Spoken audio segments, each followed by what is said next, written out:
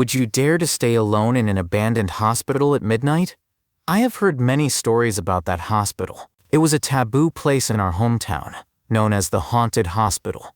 Whenever people mentioned it, their voices would grow low and their expressions tense. Every brick and tile, every inch of land there seemed to harbor secrets unknown to the world. The name of the hospital has long since faded into the annals of time, and even its former glory and prestige have grown blurry.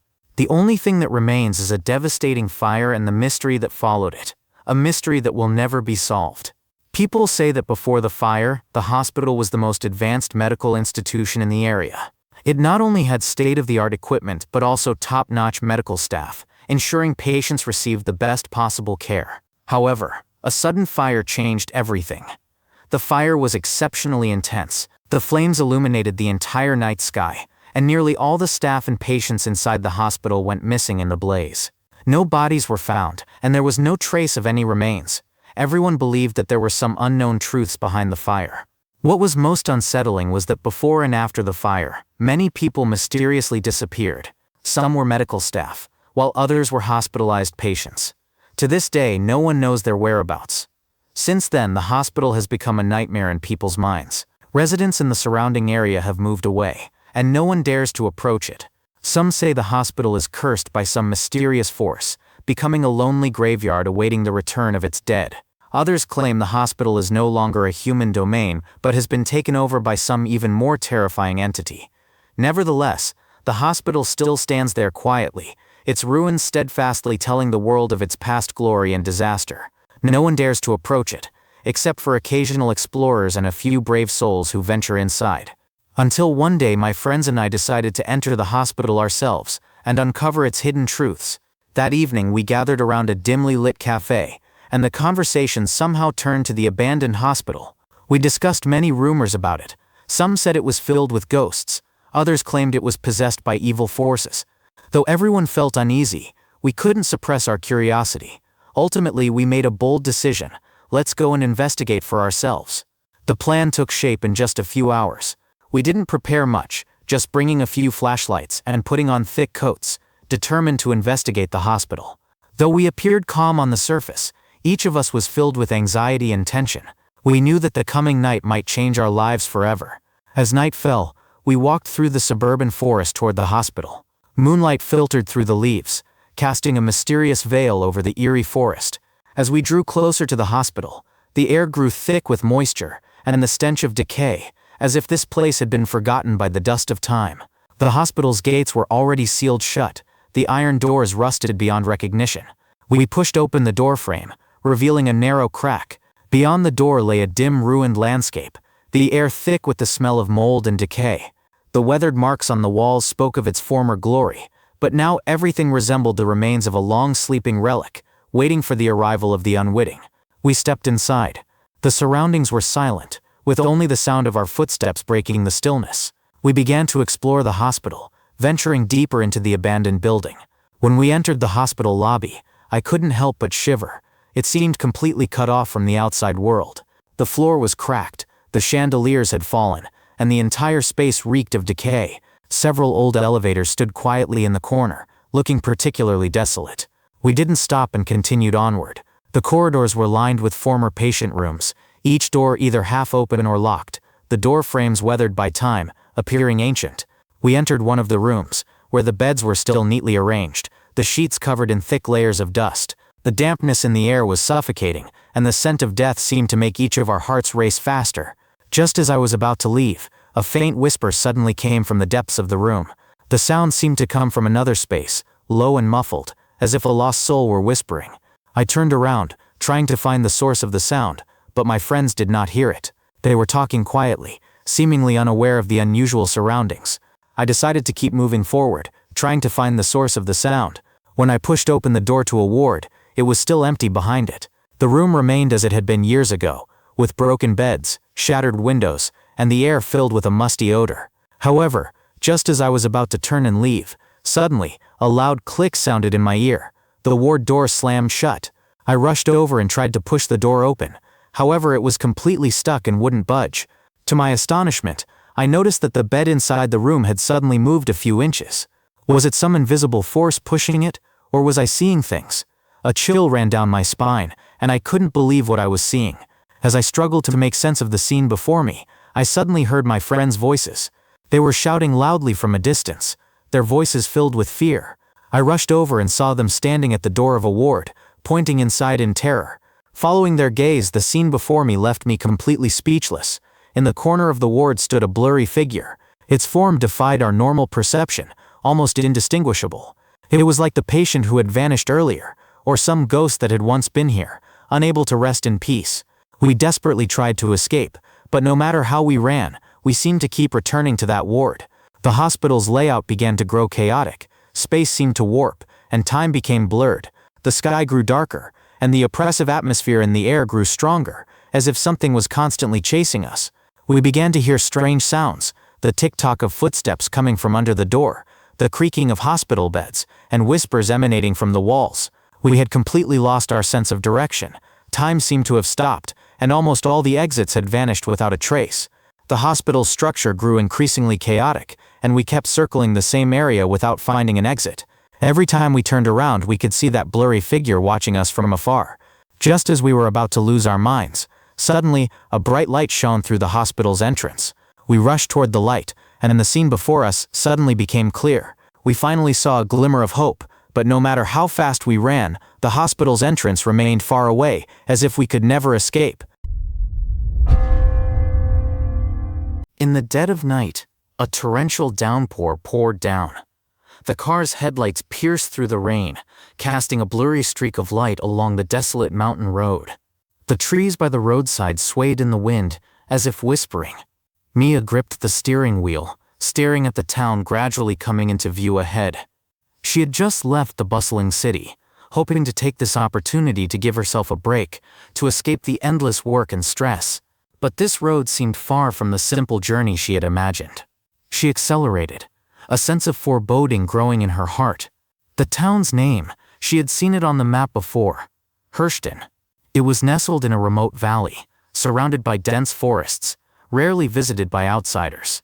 Mia had thought it might be an old, abandoned place, but she didn't dwell on it, as she was simply seeking peace and quiet. However, as she approached the outskirts of the town, the uneasy feeling in her heart grew stronger. There were no people in sight, and no sound of vehicles.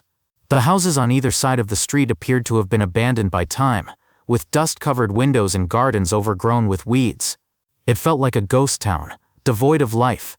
Mia stopped the car, rolled down the window, and the sound of rain hit her face. The surroundings were eerily quiet, and the air was filled with an indescribable chill, as if the entire world had sunk into this solitude. She furrowed her brow, pulled out her phone, and realized the signal had disappeared. Strange, why is there no signal here? She muttered to herself. She took a deep breath, and decided to get out of the car to find a place to settle down. Just as she was about to lock the car, a low voice came from the distance. At first she thought it was the sound of the wind rustling the leaves, but the sound grew clearer, as if someone was whispering, with the faint sound of hurried footsteps mixed in. Mia turned to look, but there was no one there. Her heart began to race, and an uneasy feeling washed over her. She told herself it might just be her imagination. Gathering her courage, she walked toward the center of the town, searching for a place to shelter from the storm. Mia eventually found a small inn that seemed sturdy enough. It was a 2-story building with a dilapidated sign reading Hirston Inn, hanging outside the door. There was an iron bell on the door, and Mia gently rang it. A few seconds later, the door slowly opened. Behind the door stood a man in his 50s, dressed simply, exuding an air of simplicity and silence. "Welcome. Are you here to shelter from the rain?" he asked with a smile, his voice hoarse, as if he hadn't spoken in a long time. Mia nodded. "Yes. Can I rent a room?" The man didn't answer directly, but pointed to the hall behind the door, gesturing for her to go inside first. Mia walked in and surveyed the small inn. The hall looked old and simple, with some yellowed photos hanging on the walls, depicting scenes from the town's past. A few very old-looking books were scattered on the table, and the air was filled with a musty smell. "It's very quiet here, and we don't often have guests. You can choose any of the empty rooms." The man's voice came again, causing Mia to relax slightly. Mia wanted to ask more questions, but the man suddenly turned and hurried toward the stairs. She had no choice but to follow him. The upstairs corridor was quiet and dimly lit, with only a few old light bulbs hanging from the ceiling, casting a faint glow over the narrow hallway. Mia felt a sense of oppression, her heart racing slightly, but she forced herself to calm down. The man opened a door, stepped inside, and whispered, "This is your room. Please rest for a while. I'll prepare dinner for you." Mia entered the room, which was sparsely furnished, with only an old bed, a wooden desk and chair, and a dim desk lamp. The heavy rain outside pounded against the glass, producing a series of crisp sounds. Mia sat on the bed and looked around. Everything in the room seemed to exude an ancient aura. She opened the bedside table and found an old tattered diary inside. She took it out and flipped to the first page, where messy handwriting was written in pen. "The nights in Hirston are always long and quiet. Whenever a storm comes, the echoes begin. I don't know if it's footsteps or the whispers of some ancient force. The people in the town rarely talk about it, but I know I can hear it." Mia's heartbeat suddenly quickened, and her eyes widened. She turned to the next page. "I know this isn't just a simple storm. In the darkness of Hirston, the echoes aren't just wind. They can breathe, feel, and devour." The last page of the diary was incomplete, leaving only a short line. Mia felt a chill and quickly put the diary back in the cabinet. She stood up and walked to the window, looking out at the storm raging outside. Just as she was trying to make sense of it all, a urgent knock came from downstairs. She furrowed her brow, a sense of unease rising within her. Mia hurried downstairs.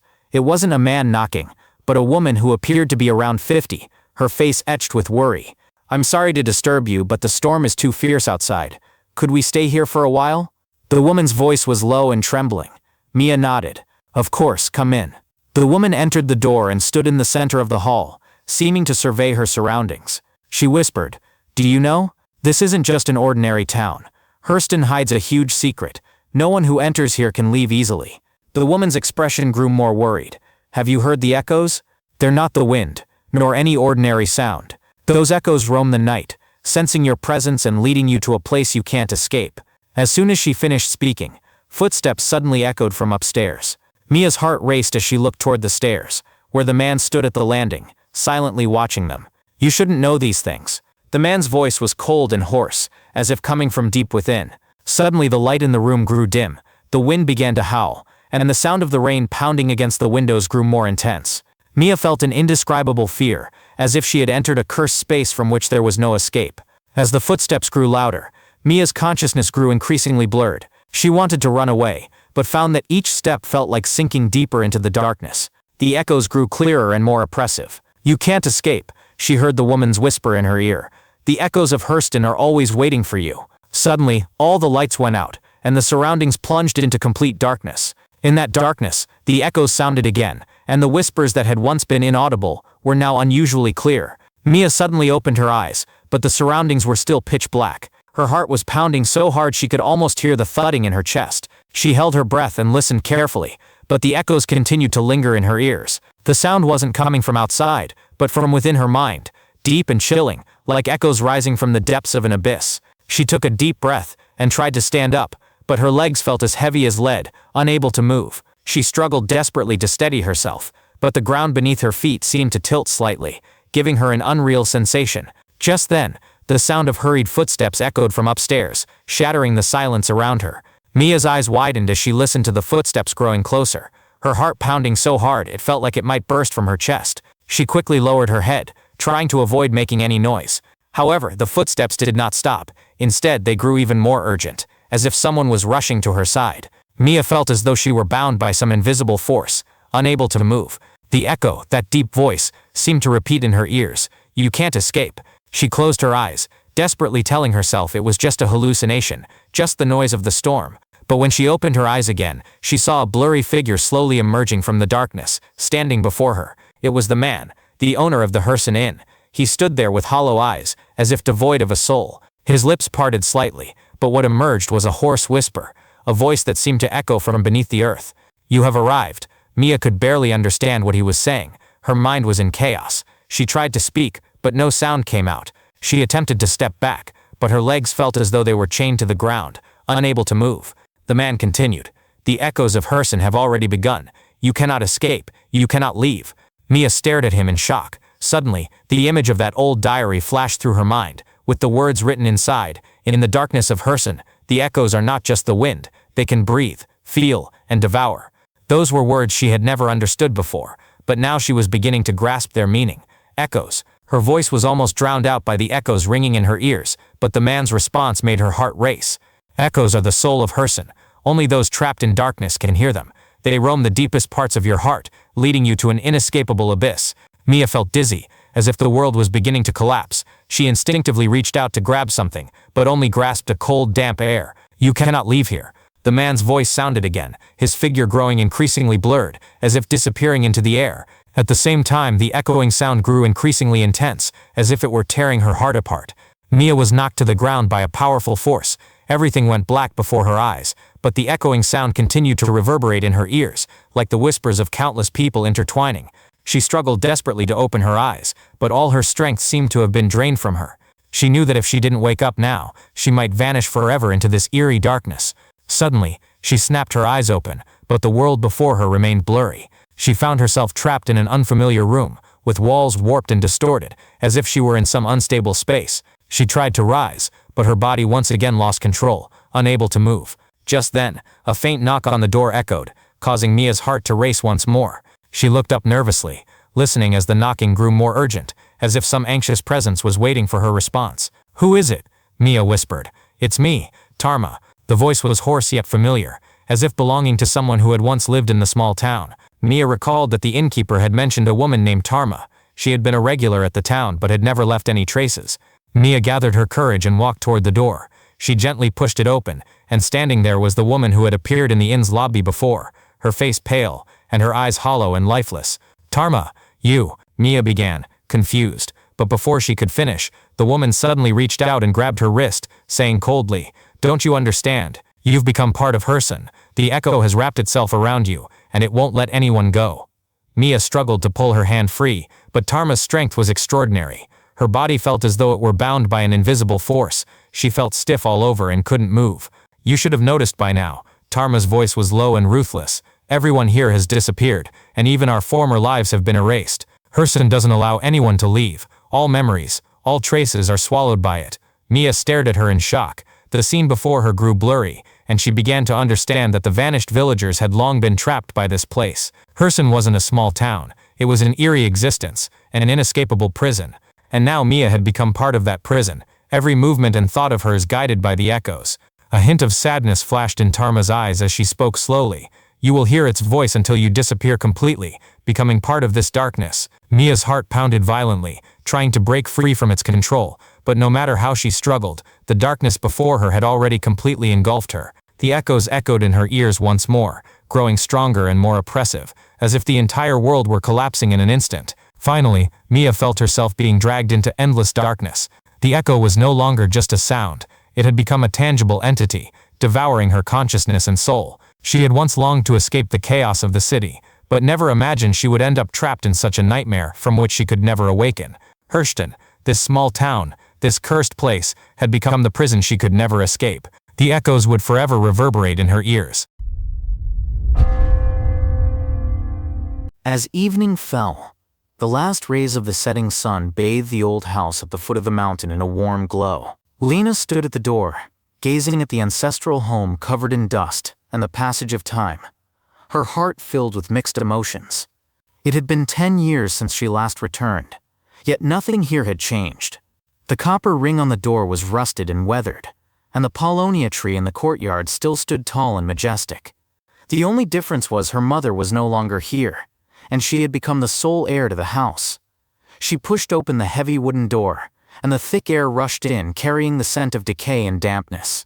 The interior was dimly lit, with furniture covered in white cloth and piles of unknown old items in the corners. She walked through the living room and returned to the room she had known best as a child. The most striking feature of the room was the tall full-length mirror against the wall. The frame was made of ebony wood, intricately carved with vines and eye-like patterns. As a child, she had always felt that the mirror had a life of its own, but her mother had never allowed her to approach it. Now the mirror remained intact, like a still pool of water. She stood before it, wanting to see her long-lost reflection, but suddenly noticed something terrifying. The figure in the mirror was not blinking. Lena stepped back abruptly, her heart racing. She thought she was just tired, so she rubbed her eyes and looked at the mirror again. The reflection moved normally, as if everything that had just happened was an illusion. But the strange feeling in her heart lingered. She forced herself to calm down, sat on the bed, but couldn't resist turning back to look at the mirror. The room in the mirror was exactly the same, but she couldn't shake the feeling that the her on the other side of the mirror was staring at her too intently. She pulled the blanket over her head to rest, but the mirror rippled faintly in the darkness of the night. When Lena woke up the next morning, the strange scene from her dream lingered in her mind. She was in the mirror, watching her outer self sleep, then smiled and turned away, walking toward a door that didn't exist. She shook her head, trying to forget the strange dream, but noticed a diary she'd never seen before on the bedside table. The cover had no name. Opening the first page, the handwriting was bold yet restrained. The mirror is a door. Don't stare too long. Don't respond to its call. The mirror's spirit observes and imitates. Once you forget it's fake, it becomes real. Lena's hand trembled as she continued flipping through the pages. The diary described a concept called the mirror realm, a space parallel to reality, but never intersecting with it. The mirror's spirit waited endlessly for an opportunity to replace the real and become real. She immediately recalled the strange phenomenon from last night, where the her in the mirror refused to blink. Just then the mirror trembled slightly, and a voice whispered in her ear, "We can swap places. You're tired, aren't you?" She spun around abruptly. The reflection in the mirror smiled, and raised its hand in an inviting gesture, while the real Lena remained motionless. But no matter which corridor she walked through or which door she opened, she would inevitably find herself back in front of the mirror. Each time, the her in the mirror was one step closer, her smile growing more pronounced. She tried to cover the mirror with a cloth, but the cloth vanished without a trace on the mirror's surface. She even smashed it, but the mirror shards reassembled in an instant, as if they had never been damaged. In the days that followed, Lena began to see memories that did not belong to her in the mirror. She was talking to people she had never met, walking through unfamiliar city streets, and even eating with her deceased mother. She realized the her in the mirror was not only imitating her, but also constructing a new identity, a more complete alternative to herself. One night, the her in the mirror spoke, "I can live the life you want to live. All you have to do is step inside." At that moment, the mirror surface trembled like water, rippling. Lena was almost drawn in, her foot already on the edge of the mirror. But she suddenly remembered a phrase her mother had left her. If the true self is lost, there is no mirror to reflect. She took a step back, bit her fingertip and wrote, "I am here" on the mirror's surface. The mirror surface shook violently, and the her in the mirror revealed an angry expression, screaming as the room plunged into storm-like chaos. The mirror cracked open, and light burst forth, as if tearing the imposter apart. When everything calmed down, the mirror returned to stillness, and Lena was kneeling on the ground, exhausted. In the mirror was herself, unchanged. She whispered, "It's me." The mirror did not respond. She covered the mirror with a black cloth and locked it in the cellar. A month later, she left the ancestral home and returned to the city. Her life gradually returned to normal, but every day, she would carefully observe herself in the mirror to see if she was still the real Lena. She knew that the other world had not disappeared, but was merely temporarily dormant. The mirror was never just a mirror. One rainy night, Lena fell asleep in her new apartment. She had been away from the ancestral home for a month, and thought everything was over. However, when the clock struck 3 in the night, she suddenly woke up. The only sounds in the room were the rain outside the window, and a click from the mirror. She stiffly turned her head to look at the vanity mirror by the bed. A faint crack appeared on the mirror's surface, running diagonally from the top left corner like an open wound, and deep within that crack, an eye was staring at her. Not her own eye. She sat up abruptly, but her reflection in the mirror remained motionless, still sitting on the bed, her head tilted slightly, a smile on her lips, slowly raising a finger to her lips. Lena covered the mirror with the blanket in terror, and could not sleep anymore. At dawn she smashed the mirror and threw it away. But this was only the beginning. Over the next few days, she saw that her moving alongside her in the reflections of subway windows, bathroom faucets, and elevator doors. The her in the mirror was following her. She realized that the mirror spirit had not been destroyed. It had escaped from the ancestral home, and infiltrated every reflection in her life. Now it no longer needed the ancient mirror. It only needed any reflective surface around her. Lena began trying every method to seal off her mirror image, avoiding reflective surfaces, not looking in mirrors, covering all smooth objects with cloth at night. But strangely, every time she avoided one mirror, that familiar yet eerie face would appear elsewhere, on the kitchen kettle, the TV screen, even in the reflection of her own pupils. She began to suspect that she was being replaced, until one night, she discovered a line of text on the bathroom mirror, blurred by steam. "You are no longer here." In that moment, she felt her body violently shake, the ceiling begin to spin, and the ground collapse. When she opened her eyes again, she found herself standing in the mirror room of the old house, but this time, she wasn't in front of the mirror, she was inside it. Outside, another her was sleeping. She frantically pounded on the mirror and screamed, but no sound could escape. She had become a spirit of the mirror. Time seemed to stand still inside the mirror. She watched her, the fake Lena, put on her clothes, traverse the city, and take over her job and social life. The copy was more charming, more confident, and even secured the promotion she had always sought but never obtained. Most terrifyingly, her friends and colleagues remained oblivious. She gradually realized, the mirror spirit wasn't just imitating, it was perfecting itself. It was becoming more like her than she was. One night she finally found a mirror not obstructed by the duplicator, and shouted at it, "You are not me." At that moment, the mirror began to tremble, and the cracks reappeared. She approached the mirror, and saw the duplicator's smiling face distort into pain, as if being forcibly torn apart. Then a familiar voice echoed in her ears, her mother's whisper, "Remember who you are, don't let the world's shadow consume you." She had never understood why her mother had always feared that mirror, but now she finally understood. Her mother had once battled the spirit of the mirror, and the diary she left behind was the only warning.